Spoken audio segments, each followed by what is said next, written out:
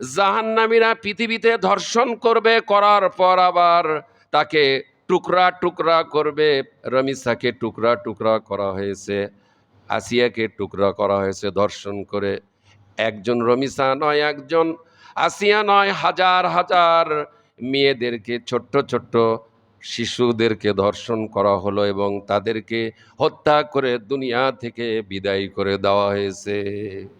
কারো হয়তো খারাপ লাগতেছে, লাগাটাই স্বাভাবিক, লাগাটাই স্বাভাবিক। আল হক মুররুন, হক হচ্ছে তিতা।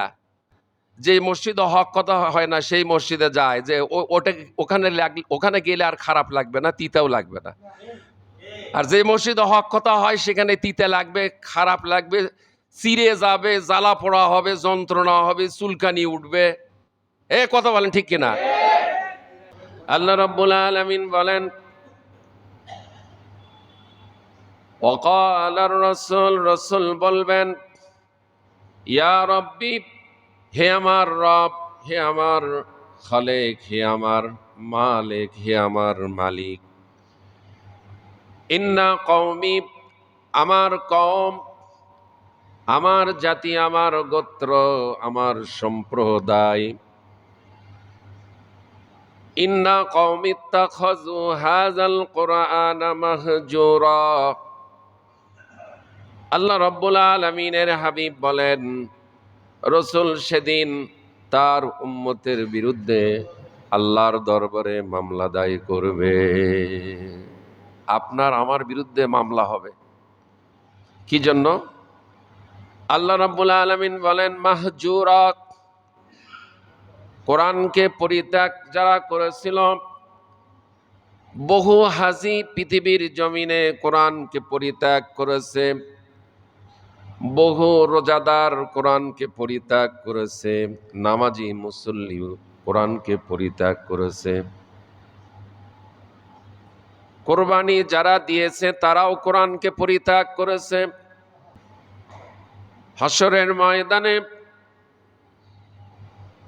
হাজি বলবে, আমি তো হজ করেছিলাম, হে মালিক, তোমার সন্তুষ্টির জন্য আজকে কেন আমার বিরুদ্ধে মামলা দায় হয়েছে? তাও সে মামলা করবে রসুল। মামলাটা কে করবে? রসুল। রোজাদার বান্দাগুলি বলবে, আমি তো সমকারী সিয়ামকারী বান্দা ছিলাম পৃথিবীর জমিনে, আমার বিরুদ্ধে কেন মামলা দায় হলো? অন্য কেউ মামলা দায় করবে না, আপনার আমার রসুল যিনি, তিনি মামলা দায় করবেন। নামাজি ব্যক্তিগুলি বলবে, পৃথিবীর জমিনে আমরা তো 5 ওয়াক্ত নামাজ মসজিদে জামাতে তাকবীরে উলার সাথে আদায় করেছিলাম, এমন কি তাহাজ্জুদের নামাজ, রাত্রি জাগরণ, রাত্রি জাগিয়ে জাগিয়ে আমরা তাহাজ্জুদের নামাজ আদায় করেছি। মাগরিবের পর আওয়াবিন পড়েছি 6 রাকাত, চাশত পড়েছি, ইশরাক পড়েছি, সব নামাজ আদায় করেছি, তারপরও কেন আমাদের বিরুদ্ধে মামলা দায় হলো? প্রশ্ন না? সুন্দর প্রশ্ন না? হ্যাঁ। সম্মানিত উপস্থিতি, কোরবানি দাতা বলবে, হে রব, হে মালিক, তোমার সন্তুষ্টির জন্য 10 লক্ষ, 20 লক্ষ, 5 লক্ষ টাকা দিয়ে কোরবানি করে দিয়েছিলাম। তোমার সন্তুষ্টির জন্য কোরবানি দিয়েছিলাম, এত টাকা খরচ করে, তারপরও আমার বিরুদ্ধে মামলা কেন? রাসূল বলবেন, তোমরা কোরআনকে পরিত্যাগ করেছিলে, এই জন্য আমি রাসূল তোমাদের বিরুদ্ধে আজকে আল্লাহর আদালতে মামলা দায়ের করে দিয়েছি। বাঁচার উপায় নাই। তুমি হাজী হয়েছো, তুমি বাঁচবা? কোরআনকে পরিত্যাগ করেছো। তুমি রোজা রাখো অথচ কোরআন পরিত্যাগ করেছো। কোরআনের তারাবি পড়ো, কিন্তু কোরআনে কি আছে সেটা মানতে চাও না। তোমার এই তারাবির কোনো মূল্য নাই। তুমি কোরবানি দিয়েছো, কিন্তু কোরআনে কি আছে এটা তুমি মানো নাই। কোরআনকে পরিত্যাগ করেছিলে, অপ্রয়োজনীয় মনে করেছিলে, মাহজুরা পরিত্যাগ করেছিলে, বাঁচার তোমার উপায় নাই। আজকে মামলা দায় হয়ে গেছে, মামলা দায় হয়ে গেছে। আমরা তো চিন্তা করে আসি যে আমি তো নামাজ ঠিকই পড়তেছি, রোজা ঠিকই রাখতেছি, কোরবানি ঠিকই করতেছি, সবই তো করতেছি, আবার মামলা কেন? মামলা এই জন্য আপনি কোরআনকে পরিপূর্ণ মেনে চলেন নাই। কোরআনের আইন, কোরআনের বিধান, কোরআন যে কনস্টিটিউশন, দস্তুর, কোরআন যে সংবিধান, আপনি আপনার জীবনে বাস্তবায়ন করেন নাই, মেনে নেন নাই, মেনে চলেন নাই। বাস্তবায়ন করার জন্য আপনি প্রচেষ্টা চালান নাই, বরঞ্চ উল্টোটা চালাইছেন। কোরআনের হুকুমত, কোরআনের আইন, কোরআনের রাজ, কোরআনের সমাজ, কোরআনের পার্লামেন্ট, কোরআনের রাষ্ট্র কায়েমের জন্য আপনি চেষ্টা চালান নাই, বরং বিপরীত চালাছেন, বিপরীত মুখী। কোরআনের সমাজ, কোরআনের রাষ্ট্র, কোরআনের পার্লামেন্টের বিরোধিতা করেছিলেন আপনি, মাহজুরা, আপনি পরিত্যাগ করেছিলেন কোরআনকে। সূরা ফুরকানের 30 নম্বর আয়াত, সব দলিল এখানে আছে আমার কাছে।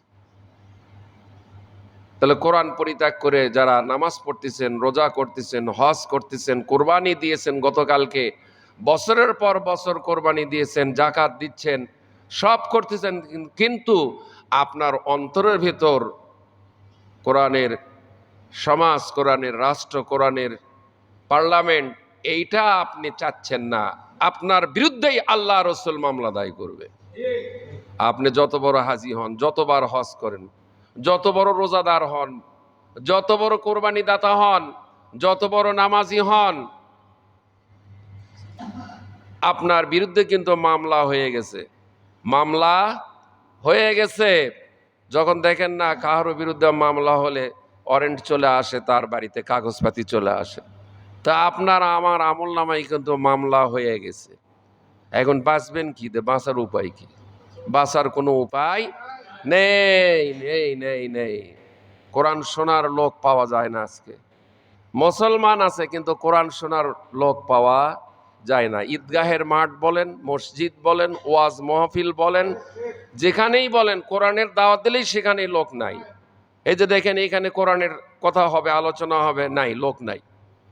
সম্মানিত উপস্থিতি, তাহলে রসুল যদি আপনার আমার বিরুদ্ধে যদি মামলা দায় করে, বলেন তো এই মামলা খসানোর কোনো বিকল্প রাস্তা আছে নাকি? একটু বলেন তো, আছে নাকি যে এই মামলা থেকে বাঁচার কোনো উপায়? এই পৃথিবীর জমিনে নিম্ন কোর্টে যদি মামলা হয়, ওপরের কোর্ট রয়েছে হাইকোর্ট, আছে কিনা? হাইকোর্টের ওপর রয়েছে সুপ্রিম কোর্ট, প্যানেল কোর্ট, এরপরও রাষ্ট্রপতির কাছে প্রাণ ভিক্ষা, আছে কিনা? কিন্তু ওখানে হাসরের ময়দানে সেদিন কোনো মামলা থেকে বাঁচবার কোনো উপায় নাই। স্বয়ং নবী আপনার বিরুদ্ধে মামলা আদায় করেছে, কোনো সাহাবী করে নাই, কোনো ব্যক্তি করে নাই, কেউ করে নাই।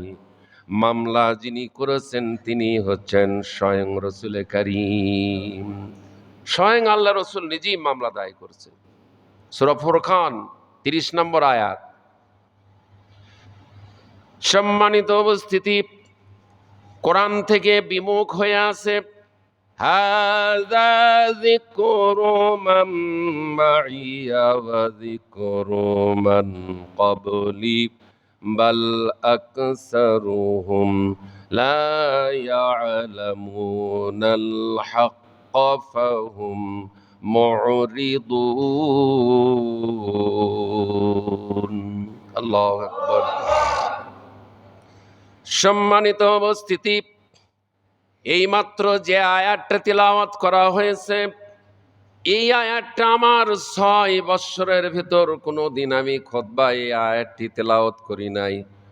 নতুন একটি আয়াত, নতুন। সূরা আম্বিয়ার 30, সূরা আম্বিয়ার 24 নম্বর আয়াত। কত নম্বর? 24।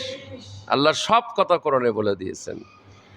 আল্লাহ রাব্বুল আলামিন বলেন, আমার সঙ্গে যারা আছে, আল্লাহ নিজেই বলতেছেন, আমার সঙ্গে, আমি আল্লাহর সঙ্গে যারা আছে তাদের জন্য এবং আমার পূর্ববর্তীদের জন্য এটা উপদেশ। রসুল বলেন যে আমার সঙ্গে যারা আছে এবং আমার পূর্ববর্তী, এই কোরআনটা হচ্ছে তাদের জন্য উপদেশ, কিন্তু তাদের অধিকাংশই প্রকৃত সত্য জানে না, ফলে তারা মুখ ফিরিয়ে নেয়। সত্য জানে না, মুখ ফিরিয়ে নেয়। وَمَن يَأْتِيهِم مِّن ذِكْرٍ مِّنَ الرَّحْمَٰنِ مُحْدَثٍ إِلَّا كَانُوا عَنْهُ مُعْرِضِينَ। সূরা শুআরার ৫ নম্বর আয়াত। আল্লাহর নিকট হইতে, দয়াময়ের নিকট হইতে যখনই তাদের নিকট কোনো নতুন উপদেশ আসে, তখনই তারা সেই উপদেশ হইতে মুখ ফিরিয়ে নেয়। আল্লাহ রাব্বুল আলামিন বলেন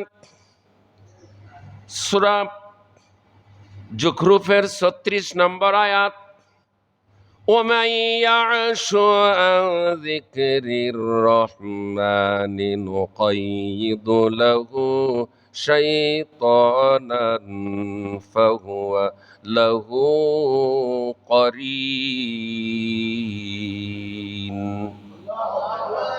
আল্লাহ রাব্বুল আলামিন বলেন, যে ব্যক্তি আল্লাহর স্মরণ থেকে, কোরআন থেকে যারা মুখ ফিরিয়ে নিয়েছে, বিমুখ হয়, আমি আল্লাহ ওই বিমুখকারীদের জন্য একজন শয়তান নিয়োজিত করে দেই। ওর সাথে এখন কি আছে? যাই কোরআন থেকে মুখ ফিরিয়ে নিয়েছে, দূরে সরে গেছে, ওর সাথে এখন কি আছে? ওর সাথে কি আছে? আচ্ছা, শয়তান ওকে কোথায় নিয়ে যাবে বলুন তো? জাহান্নামে। আল্লাহ আল্লাহ আল্লাহ, মানুষ বুঝতেছে না, মুসলমান বুঝতেছে না। আবার শুনে না, আল্লাহ রাব্বুল আলামিন বলেন, যে ব্যক্তি আমার কোরআন থেকে মুখ ফিরিয়ে নিয়েছে, বিমুখ হয়ে গেছে, আল্লাহ পাক বলেন তার জন্য আমি একটা শয়তান নিয়োজিত করে দিয়েছি। শয়তান নিয়োজিত করে দিয়েছি তার সাথে। কি জন্য? কোরআন থেকে মুখ ফিরিয়ে নিয়েছে, কোরআন থেকে মুখ ফিরিয়ে নিয়েছে, এই জন্য শয়তান তার সঙ্গে নিয়োজিত রয়েছে। এরপরে আল্লাহ পাক আরো বলেন, নুকাইদু লাহু শাইতানান ফাহুয়া লাহু করিন। অতঃপর সেই শয়তান, তার সাথী, তার বন্ধু, তার সহচর, ওই শয়তানই তার বন্ধু, ওই শয়তানই তার বন্ধু, ওই শয়তানই তার সহচর, সাথী। কোন কথাটা কোরআনে নাই? সব কথা পরিষ্কার। সম্মানিত উপস্থিতি, আমরা তাহলে কোরআন থেকে জানতে পারলাম। আর একটি আয়াতে কারিমা শুনুন, সূরা মুদ্দাসসিরের। আল্লাহ রাব্বুল আলামিন বলেন, ফামা লাহুম আনিত তাযকিরাতি মুরিদিনা কাআন্নাহুম হুমুরুম মুস্তানফিরাতুন ফাররাত মিন কাসওয়ারা। আল্লাহ রাব্বুল আলামিন বলেন সূরা মুদ্দাসসিরের ৫১ নম্বর আয়াত। এই আয়াতে কারিমায় পরিষ্কারভাবে বলা হচ্ছে তাদের কি হলো, যে তারা কোরআনের উপদেশ, কোরআন হইতে মুখ ফিরিয়ে নেয়। তাদের কি হলো? কোরআনের উপদেশ থেকে তারা মুখ ফিরিয়ে নেয়। তাদের কি হয়েছে? আল্লাহ প্রশ্ন করছে, এই তোমাদের কি হয়েছে? তোমরা কোরআন থেকে মুখ ফিরিয়ে নিয়েছো কেন? বিমুখ হয়েছে কেন? তারা যেন পলায়ন পর গাধা। কি বলে দিছে? এরা হচ্ছে কোরআন থেকে দলিল নেন, ভালো করে দলিল নেন। দেখেন, গবেষক যারা রয়েছেন দলিল নেন। সূরা মুদ্দাসসিরের ৫১ নম্বর আয়াত। হ্যাঁ, মুদ্দাসসিরের ৫১ নম্বর আয়াত। কোরআন থেকে যারা মুখ ফিরে নিয়েছে, এরা কারা? এরা হচ্ছে গাধা। এরা কারা? এরা গাধা, আল্লাহ নিজে বলেছেন। আর এক জায়গায় কোরআনুল কারীম আল্লাহ রাব্বুল আলামিন সূরা আনআমের ১৭৬ নম্বর আয়াত, ওই জায়গায় আল্লাহ পাক ঘোষণা দিয়েছেন এরা হচ্ছে কুকুর। এরা কি? এরা হচ্ছে কুকুর। কুকুর যেমন জিহ্বা বার করে হাঁপায়, কোরআন বিমুখকারীরা হচ্ছে কুকুরের মতন। এরাও সেই কুকুর, খালি হাফসে হাফসে যায় গাধার মতন। এখানে বললেন গাধা, ওখানে বললেন কুকুর। তো কুকুর হয়ে সেদিন যারা উঠবে তারা জান্নাতি না জাহান্নামী? গাধা হয়ে যারা উঠবে তারা জান্নাতি না জাহান্নামী? এদের অপরাধ কি ছিল? এরা কোরআন থেকে মুখ ফিরিয়ে নিয়েছিল। কোরআন শোনে নাই, কোরআন মানে নাই, কোরআন মানতে দেয় নাই। এরা সেদিন গাধা হয়ে উঠবে, গাধা গাধা গাধা। এরা সেদিন কুকুর হয়ে উঠবে, অথচ মানুষ কিন্তু কুকুর হয়ে উঠবে। বাঁচার উপায় নাই। ফাইনা তাজহাবুন, যাবে কোথায়? ফাইনা তাজহাবুন, যাবে কোথায়? মূল আলোচনায় চলে আসব। আল্লাহ রাব্বুল আলামিন সেদিন কি অবস্থা হবে সেই চিন্তা কারো নাই। অনেক মুসলমান রয়েছে যে আমরা তো ইবাদত করেই নিলাম হজ, বছরে একখান হজ ইবাদত, বছরে এক মাস রমজান ইবাদত, বছরে একবার কোরবানি ইবাদত, শেষ। এই তিনটা কয়টা হলো? রমজান, হজ, কোরবানি, তিনটা হয়ে গেছে, ইবাদত হয়ে গেছে, শেষ। আর একটা ওর সঙ্গে যোগ করেন 2 ঈদের নামাজ, আর একটা যোগ করেন 7 দিন পর খালি জুমার নামাজ। এই কটাই হচ্ছে ইবাদত। বেশ, বাস, আমি তো হজ করে আসছি। আমি দেখতে পেলাম না যে হাজিরা ফিরে আসার পর তাকবিরে উলার সাথে 5 ওয়াক্ত নামাজ জামাতে আদায় করে। আমি দেখলাম না যে হাজিরা দেশে এসে আল্লাহর সঙ্গে শরিক করে না, অথচ শরিক করে আবার ফিরে আসে। ওখানে বলল লা শারিকা লাক, আপনার সঙ্গে কোনো শরিক করি না, করব না। দেশে পা রাখেই, বিমান থেকে নামেই, দেশে আসেই আবার শিরক। এই হজের কোনো দাম নাই। হজ ওটি থুয়ে চলে আসছে, হজ দেশে আর ফিরে নিয়ে আসেনি। খেজুর আর যায় নামাজ আর জমজম। সম্মানিত উপস্থিতি, কোরআনুল কারিমে আল্লাহ রাব্বুল আলামিন সূরা হিজরের 99 নম্বর আয়াত, এই বক্তব্যগুলি যারা আবার পছন্দ করে না তারা আবার মসজিদ খুঁজে বেড়ায় যে কোন মসজিদের খতিব এই সাইড বক্তব্য দেয় না, সেই মসজিদে যাওয়া লাগবে। সেই মসজিদও আছে, আছে কিনা?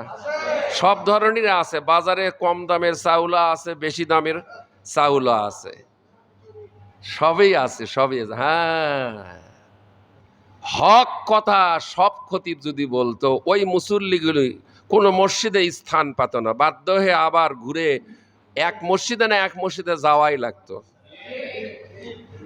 আমরা খতিবরা এই সুযোগটা করে দিয়েছি, আমরা খতিবরা এই সুযোগটা করে দিয়েছি। আমাদের কারণেই আজকে এক মসজিদে থেকে আর এক মসজিদে চলে যাচ্ছে। কিন্তু ফাইনা তাজহাবুন, আল্লাহ বলতেছেন যাবে কোথায়? যাওয়ার উপায় নাই। সব খতিব যদি একই বক্তব্য দিত তাহলে বলতেন না, যেখানে যাচ্ছিলাম তিনিও দেখি এই কথাই বলে, তাহলে ওখানে যাওয়ার থেকে এখানে যাওয়াই ভালো, এত দূর না যায় এখানেই ভালো।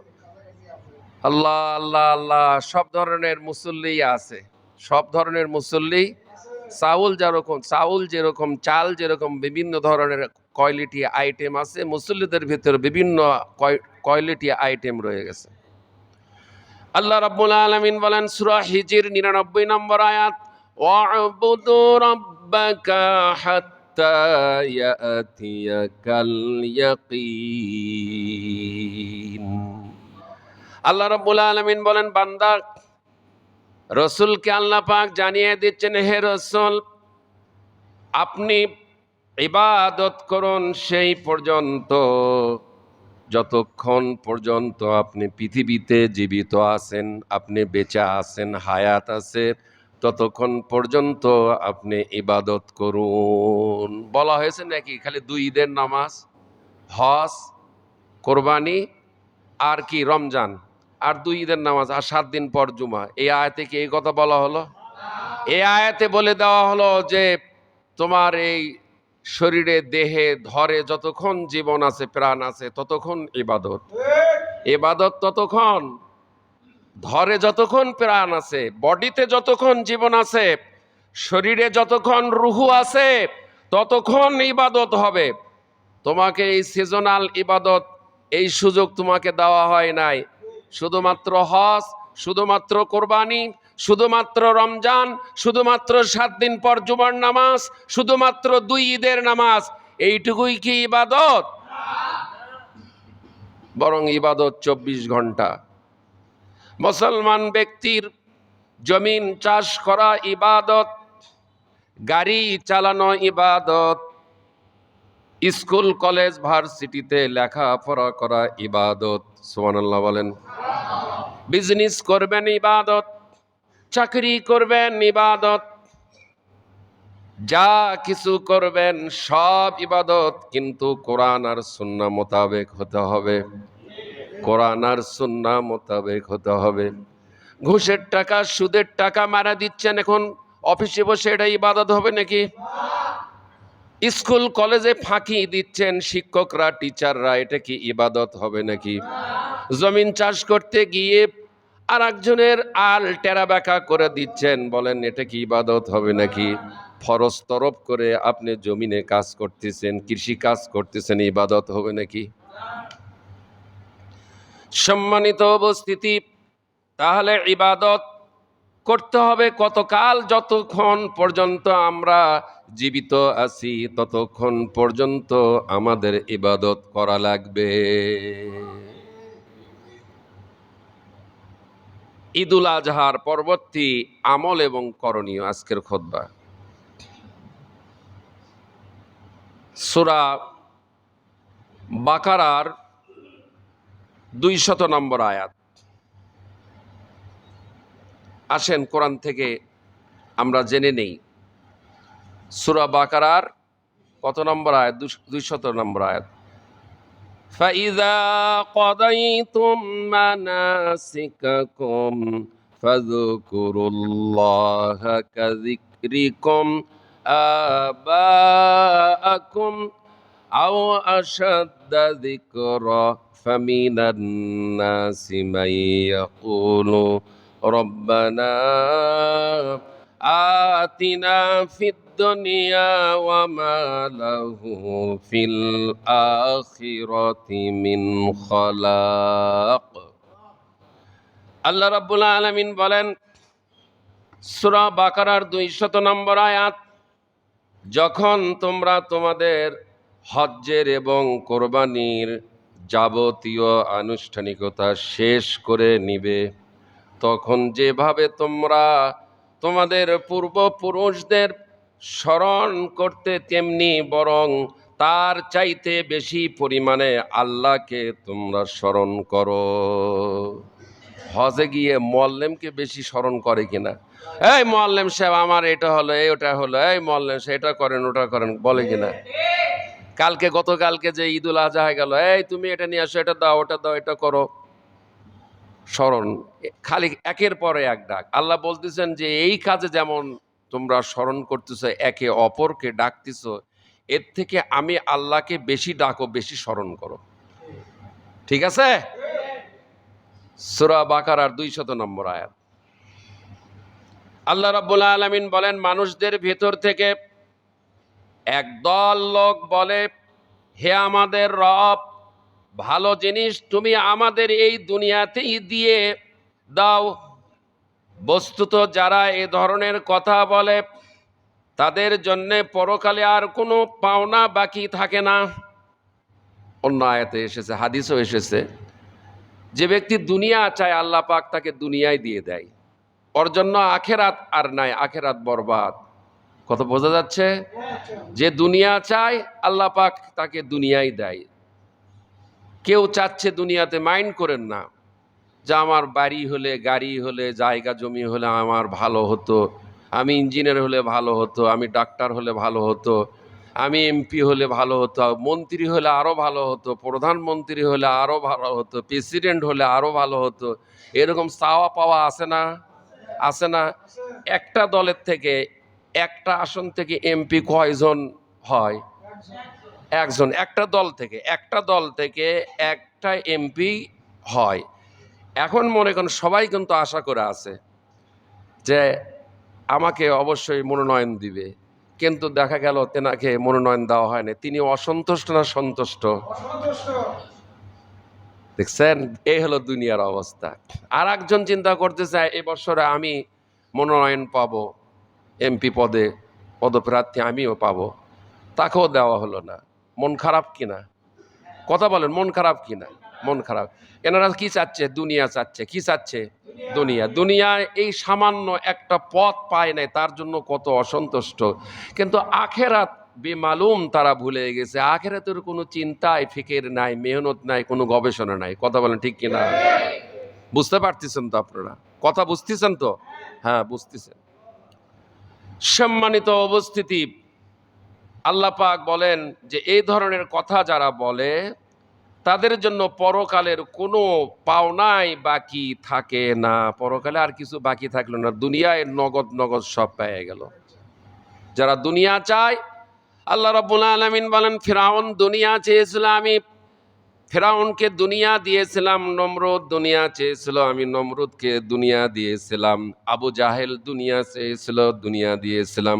কিন্তু রাসূল করিম সাল্লাল্লাহু আলাইহি সাল্লাম তিনি দুনিয়া থেকে আখিরাতকে বেশি প্রাধান্য দিয়েছেন।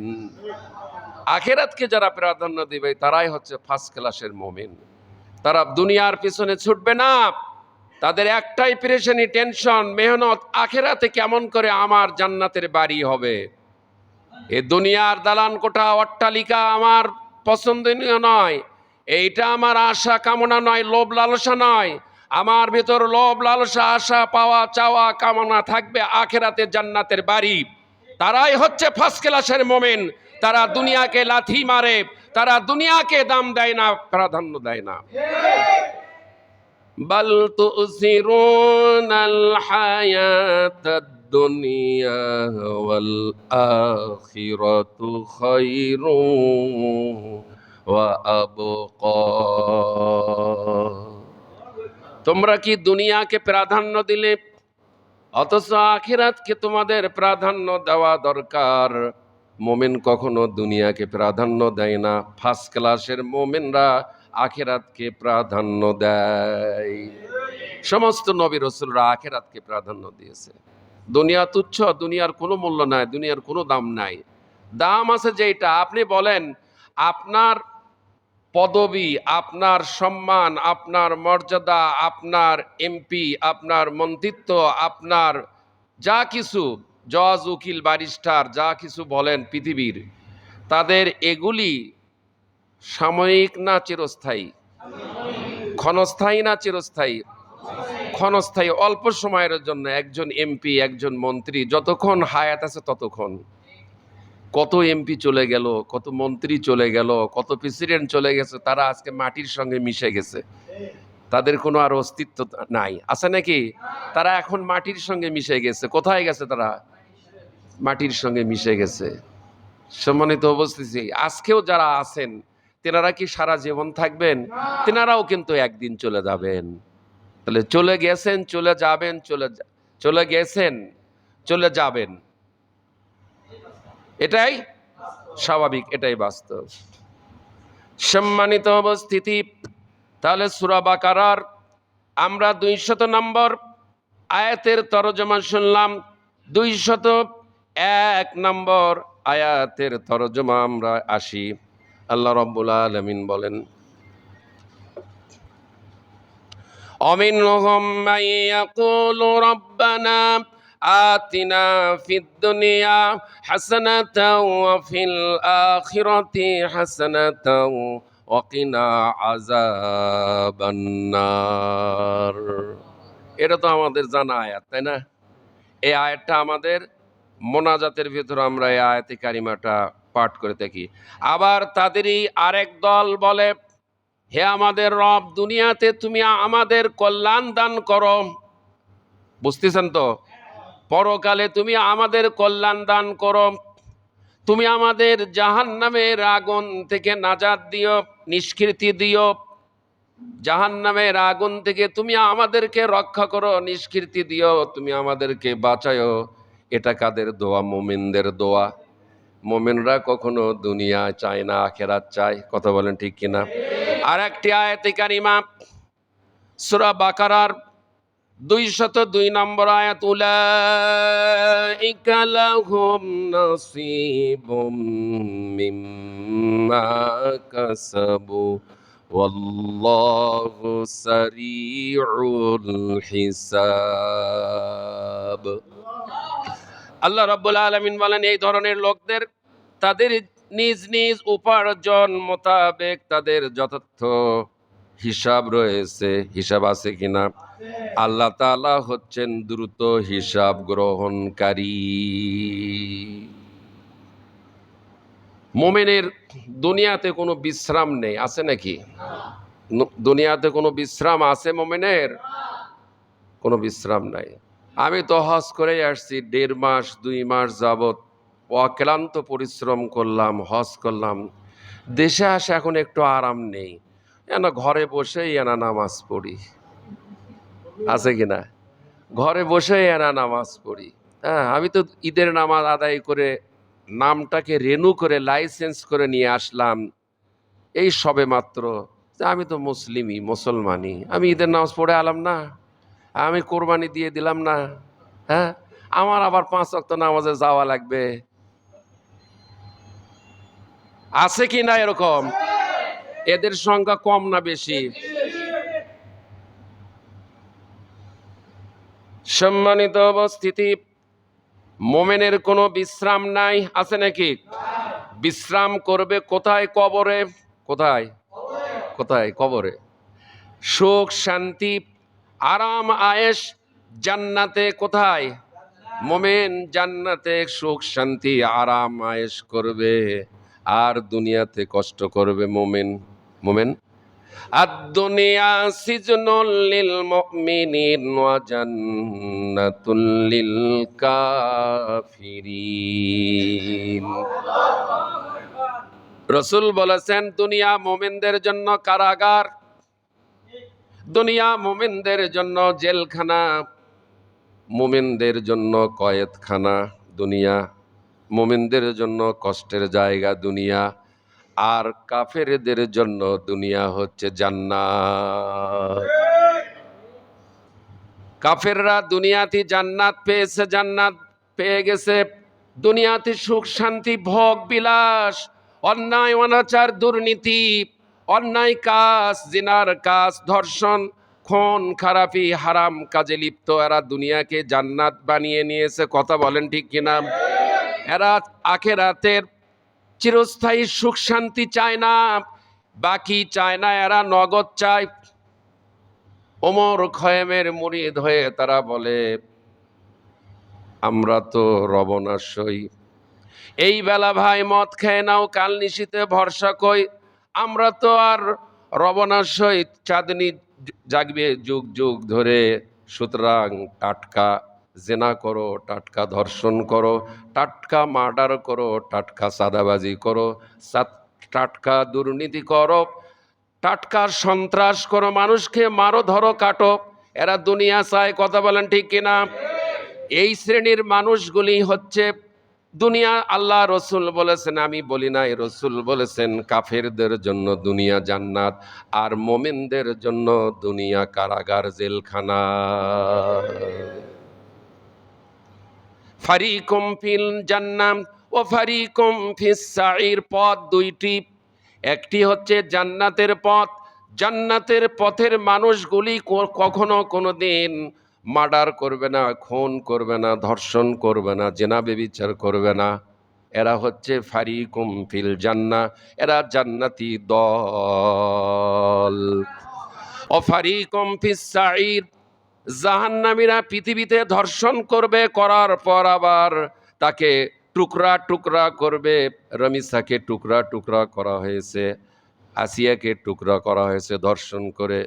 একজন রমিসা নয়, একজন আসিয়া নয়, হাজার হাজার মেয়েদেরকে, ছোট্ট ছোট্ট শিশুদেরকে ধর্ষণ করা হলো এবং তাদেরকে হত্যা করে দুনিয়া থেকে বিদায় করে দেওয়া হয়েছে। ومن يقتل مؤمنا متعمدا فجزاؤه جهنم خالدا فيها وغضب الله ولعنه وعد له عذابا عظيما।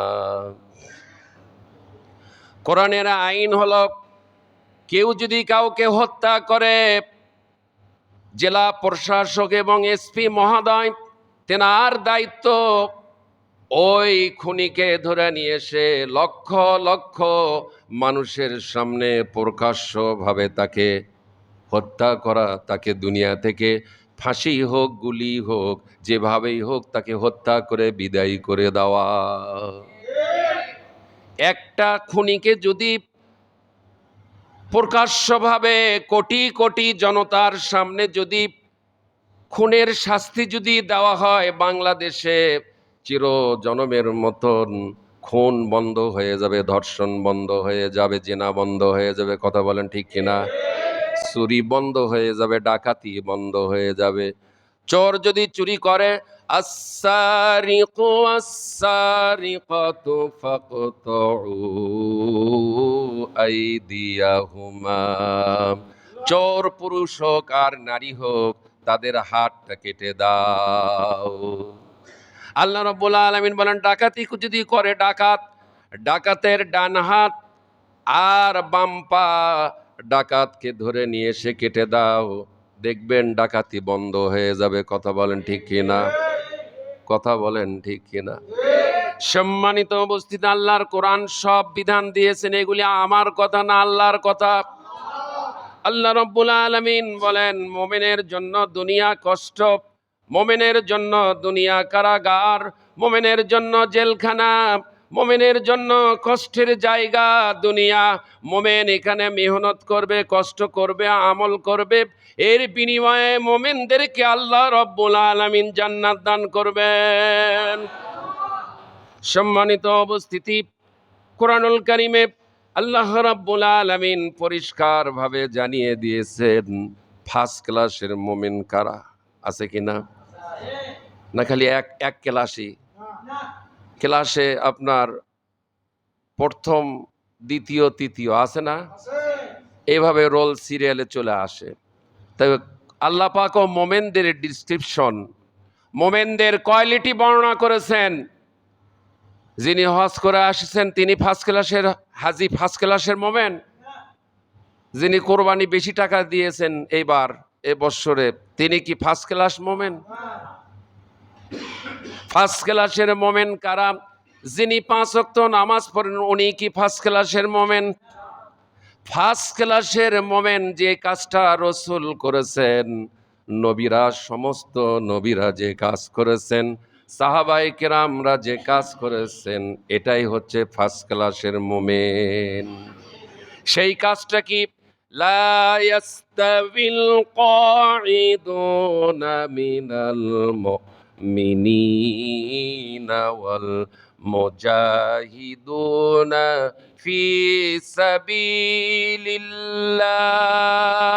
আল্লাহু আকবার।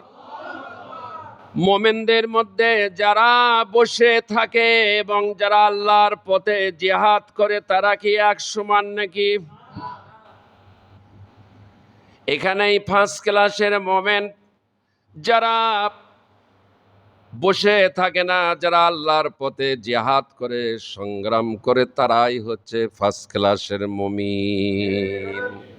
অকাতিলুহুম হাত্তা লা তাকুনা ফিতনাতুন ওয়া ইয়াকুনাদ-দীনু কুল্লুহু লিল্লাহ।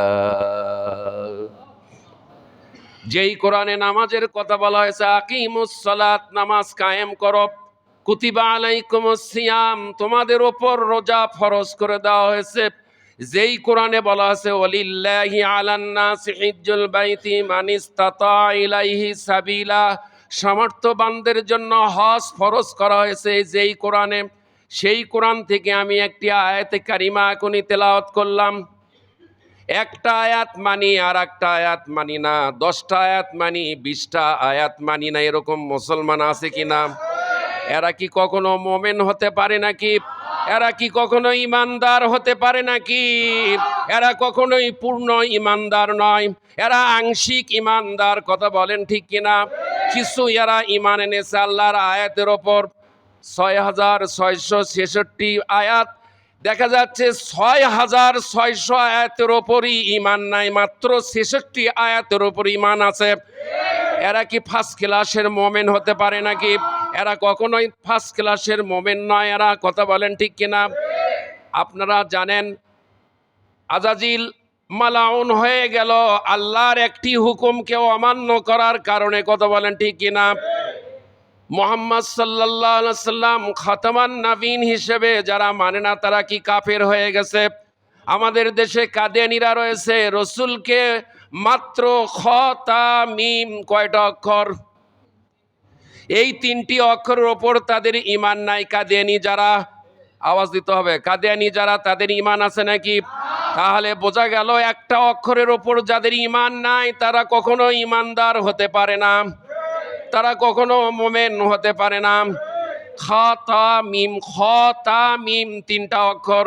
এই খতামান নবী, রসুলকে খতামান নবী কাদিয়ানারা মানে না, না মানার কারণেই তারা কাফের হয়ে গেছে। কথা বলেন ঠিক কিনা?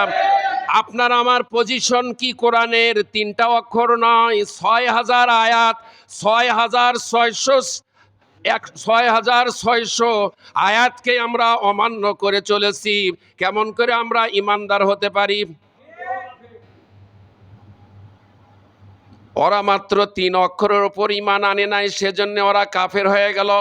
আর আমরা কোটি কোটি অক্ষরের ওপর এখনো আমরা ইমান আনি নাই। আমাদের ইমান আছে নাকি?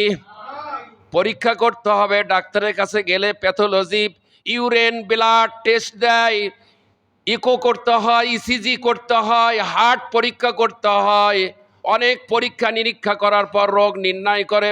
কোরআন সুন্নাহ দিয়ে একটাবার আপনার ইমান পরীক্ষা করে দেখেন তো, 6600 আয়াতের উপর আপনার ইমান নাই। আপনি কেমন করে ইমানদার হতে পারেন?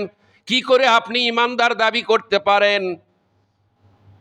খলস পরা ইমান হলে হবে না। সাপ যেমন খলস পাল্টায়, আমরা তো সেরকম খলস পরে রয়েছে, খলস পাল্টাবো নি। কথা বলেন ঠিক কিনা? খলস পাল্টান হলো যখন আমি মারা যাব, তখন আপনার গায়ের আমার গায়ের কাপড়গুলি খুলে ফেলে দিয়ে আর একটা কাপড় পরে দেয়, সাদা কাপড়। তার নাম কি? কাফনের কাপড়। এটাকে বলা হয় খলস পাল্টান। দুনিয়াতে আমরা এক কাপড় পরে রাখলাম, আর এক কাপড়, নতুন কাপড় পরিধান করতে হয়, এটাকে বলা হয় খলস। সম্মানিত উপস্থিতি, ফার্স্ট ক্লাসের মোমেন তারাই। কুনতুম খায়রা উম্মাতিন উখরিজাত লিন-নাস তা'মুরুনা বিল মা'রুফি ওয়া তানহাউনা আনিল মুনকার। খয়রে উম্মত তারাই, কুনতুম খায়রা, শ্রেষ্ঠ উম্মত তারাই। তাদের কাজ হলো 2টি। ফার্স্ট ক্লাসের মোমেন দাবি করেন, এই 2টা কাজ করেন, তারপরে যে আপনি ফার্স্ট ক্লাস মোমেন, তার আগে নচেত নয়। এতই সহজ। করছে আমি হজ করে আসছি, এখন আমি ফার্স্ট ক্লাস মোমেন। কই এই মাত্র 30টা রোজা করলাম, ফার্স্ট ক্লাস মোমেন। কই এই মাত্র গতকালকে কোরবানি দিয়েছি, ফার্স্ট ক্লাস মোমেন। কই 5 ওয়াক্ত নামাজ পড়ি, ফার্স্ট ক্লাস মোমেন। সূরা ইমরান। শ্রেষ্ঠ উম্মত তারাই। খারাপ লাগতেছে নাকি? কারো হয়তো খারাপ লাগতেছে, লাগাটাই স্বাভাবিক, লাগাটাই স্বাভাবিক। আল হাক্কু মুররুন, হক হচ্ছে তিতা। একটু আগে বলছিলাম না, যে মসজিদে হক কথা হয় না সেই মসজিদে যায়, যে ওখানে গেলে আর খারাপ লাগবে না, তিতাও লাগবে না। আর যে মসজিদে হক কথা হয় সেখানে তিতা লাগবে, খারাপ লাগবে, চিরে যাবে, জ্বালা পোড়া হবে, যন্ত্রণা হবে, চুলকানি উঠবে। কথা বলেন ঠিক কিনা? সম্মানিত উপস্থিতি, আল্লাহ রাব্বুল আলামিন বলেন খায়রু উম্মত, শ্রেষ্ঠ উম্মত তারাই। তাদের কাজ হলো কয়টি? 2টি। অলতাকুম মিনকুম খায়রাত উম্মাতিন তা'মুরুনা বিল মা'রুফ। তাদের কাজ হলো ভালো কাজের আদেশ দেওয়া, ওয়াতানহাউনা আনিল মুনকার, মুনকার কাজ বন্ধ করে দেওয়া। আপনার জীবনে আপনি কয়টা ভালো কাজ করেছেন, ভালো কাজের আদেশ দিয়েছেন? আপনার বিবেককে নিজেকে আপনি জিজ্ঞাসা করেন, কয়টা খারাপ কাজের প্রতিবাদ করেছেন, ঘৃণা করেছেন, বন্ধ করে দিয়েছেন আপনার জীবনে? বলেন তো দাঁড়িয়ে যে আমি জেনা বন্ধ করে দিয়েছি, সুদ বন্ধ করে দিয়েছি, ঘুষ বন্ধ করে দিয়েছি, খুন বন্ধ করে দিয়েছি। আপনি দাঁড়িয়ে বলেন থাকলে। ফার্স্ট ক্লাসের মোমেন তারা, যারা এই হারাম কাজ প্রতিবাদ করে বন্ধ করে দেয়, তারাই ফার্স্ট ক্লাসের মোমেন। সাহাবাই কেরাম অন্যায়ের প্রতিবাদ করেছে। যার আপনি উম্মত, যেই নবীর উম্মত, সেই নবী অন্যায়কে কখনো মেনে নেয় নাই। স্বয়ং নবী নিজে অন্যায়ের প্রতিবাদ করেছে। হাদিসে এসেছে, কোরআনে এসেছে, আল্লাহ বলেছে অন্যায়ের প্রতিবাদ করো, অন্যায়কে বন্ধ করে দাও, অন্যায়কে বাধা দাও, অন্যায়কে বন্ধ করে দাও। আপনি সেই দায়িত্ব পালন করতেছেন না, আপনি কখনো ফার্স্ট ক্লাসের মোমেন হতে পারেন না। আল্লাহ রাব্বুল আলামিন বলেন সূরা নিসার 95 নম্বর আয়াত, লা ইয়াস্তাবিল কাঈদুনা মিনাল মুমিনিনা গায়রু উলিদ দরারি ওয়াল মুজাহিদুনা ফি সাবিলিল্লাহি বিআমওয়ালিহিম ওয়া আনফুসিহিম। আল্লাহ রাব্বুল আলামিন বলেন মোমেনদের মধ্যে অক্ষম অক্ষম এবং অসুবিধা ছাড়া যারা জিহাদে অংশগ্রহণ করে না, ঘরে বসেই থাকে, এবং যারা আল্লাহর পথে জিহাদ করে, তারা কখনো সমান নয়। সমান নাকি? যারা জিহাদ করে, যারা অন্যায়ের প্রতিবাদ করে, যারা ন্যায় কায়েম করে, ন্যায় প্রতিষ্ঠিত করে, সৎ কাজে যারা আদেশ দেয় আর অন্যায় কাজের যারা প্রতিবাদ করে, তারাই ফার্স্ট ক্লাসের মোমেন। নচেত নয়। আপনি যত বড় হাজি হন, যত বড় এবার 10 লক্ষ টাকা দিয়ে কোরবানি দিয়েছেন, মনে করতেন ফার্স্ট ক্লাসের মোমেন? এতই সহজ। অন্যায়ের প্রতিবাদ নাই, ন্যায় কায়েমের জন্য, ন্যায় প্রতিষ্ঠিত করার জন্য, সত্যকে প্রতিষ্ঠিত করার জন্য কোনো কাজ নাই। আর ফার্স্ট ক্লাসের মোমেন, মোমেনদের মধ্যে অক্ষম অসুবিধা ছাড়া যার কোনো ক্ষমতা নাই, অক্ষম, এবং যার কোনো শরিয়া কোনো ওজর নাই, শরিয়া যার ওপর, তার শরিয়াতের ওজর যার ওপর নাই, এছাড়া জেহাদে অংশগ্রহণ না করে বসে থাকে, এবং যারা আল্লাহর পথে জেহাদ করে, তারা কখনো সমান নয়। একটা সাহাবীর ঘটনা বলে শেষ করে দেব। উম্মে মাকতুম রাদিয়াল্লাহু তাআলা আনহু এবং যায়েদ বিন সাবিত দুইজন বসে রয়েছে। উম্মে মাকতুমের রানটা, উরুটা যায়েদ ইবনে সাবিতের রানের ওপর রেখে দিয়েছে। রাসূল করিম সাল্লাল্লাহু আলাইহি সাল্লামের কাছে বসা রয়েছে। আপনারা যেমন বসে রয়েছেন, একজনের রানের ওপর আর একজনের রান দিয়েছিলেন সাহাবায়ে কেরাম। কি মহব্বত, কি মহব্বত ছিল! সম্মানিত উপস্থিতি, একজনের রান আর একজনের রানের ওপর রাসূল করিম সাল্লাল্লাহু আলাইহি সাল্লাম বললেন, জিহাদের জন্য তোমরা প্রস্তুতি নাও, তৈয়ার হও, তোমাদের জিহাদের ময়দানে যেতে হবে। উম্মে মাকতুম বললেন, আমি অক্ষম, আমার যদি অক্ষমতা না থাকতো, আমি নিজেও জিহাদের শরীক হতাম। অক্ষম ইনি, এই জন্য ইনি অন্ধ মানুষ, এই জন্য তিনি অক্ষম। আজকে তেনার যদি চোখ থাকতো, তিনি জিহাদের ময়দানে শরীক হয়ে যেতেন। জিহাদ মানে এই লয় মারো ধরো কাটো না, অন্যায়ের প্রতিবাদ করা জিহাদ, নফসের বিরুদ্ধে কাজ করা জিহাদ। সম্মানিত উপস্থিতি, আসুন তাহলে আমরা কি ইবাদত কি হবে? ওয়াবুদ রব্বাকা হাত্তা ইয়াতিয়াকাল ইয়াকিন। ইবাদত করতে হবে সেই পর্যন্ত, যে পর্যন্ত আমরা বেঁচে থাকব। শুধু হজ ইবাদত নয়, রোজা ইবাদত নয়, নামাজ ইবাদত নয়, কোরবানি ইবাদত নয়, 24 ঘন্টা আল্লাহর হুকুম মোতাবেক চলার নামই হচ্ছে ইবাদত। আল্লাহর হুকুম মেনে চলার নামই হচ্ছে ইবাদত। আজকে যে কথাগুলি শুনলাম, কথাগুলি আমার না আমাদের আল্লাহর? সন্দেহ হয় নাকি? আল্লাহর কথা হলে ফিরে আসতে হবে, মেনে নিতে হবে। আর আমার কথা যদি হয় তাহলে মানাও লাগবে না, ফিরে আসাও লাগবে না। শেষ কথা।